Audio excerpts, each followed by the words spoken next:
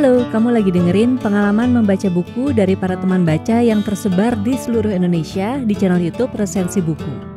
Kalau misalnya kamu juga tertarik nih untuk menceritakan pengalaman membacamu, tulisin aja di kolom komen atau bisa DM langsung ke Instagram di @podcastresensibuku.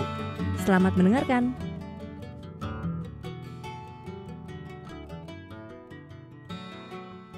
Halo teman-teman, bagaimana kabarnya? Semoga baik-baik saja ya. Perkenalkan, namaku Irwan. Pada kesempatan kali ini, aku mau berbagi pengalaman saat membaca buku yang berjudul Menjadi Penulis. Menjadi penulis itu tidak sulit, tapi rumit. Karya Putut E.A. Sebagai informasi, Mas Putut adalah seorang penulis yang sudah 21 tahun berkecimpung di dunia kepenulisan.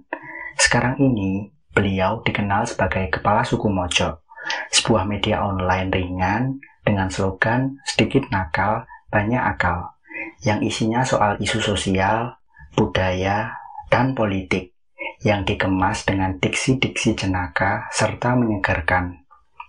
Buku ini sendiri pertama kali diterbitkan oleh Buku Mojo pada bulan April tahun 2020 dan dicetak lagi pada bulan September tahun 2021 dengan tebal 196 halaman.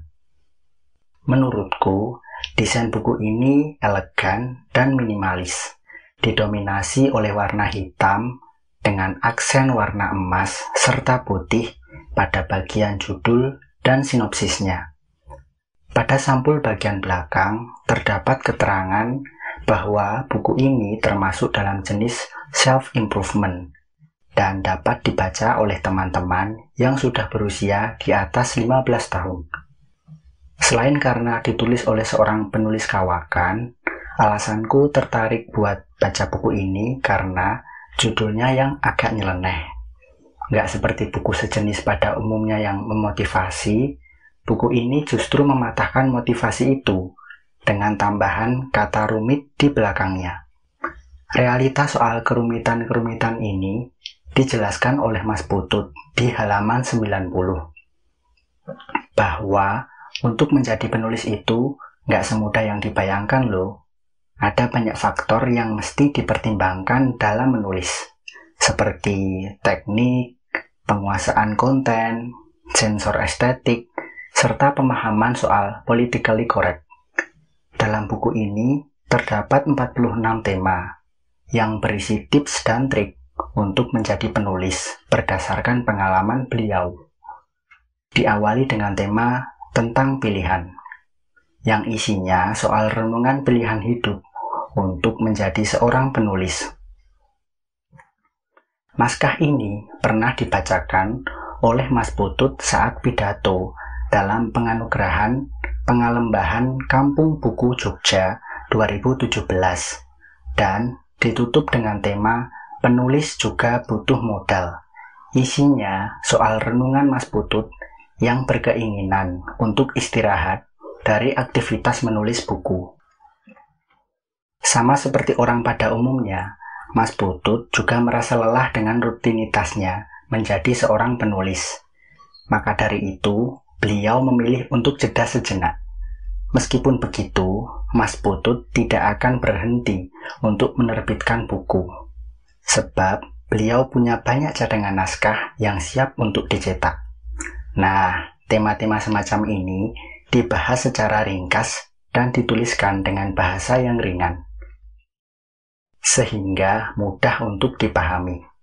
Selain itu, terdapat ilustrasi dan juga kutipan di bagian akhir tema yang akan membuat pembaca betah saat menyelami isi buku ini.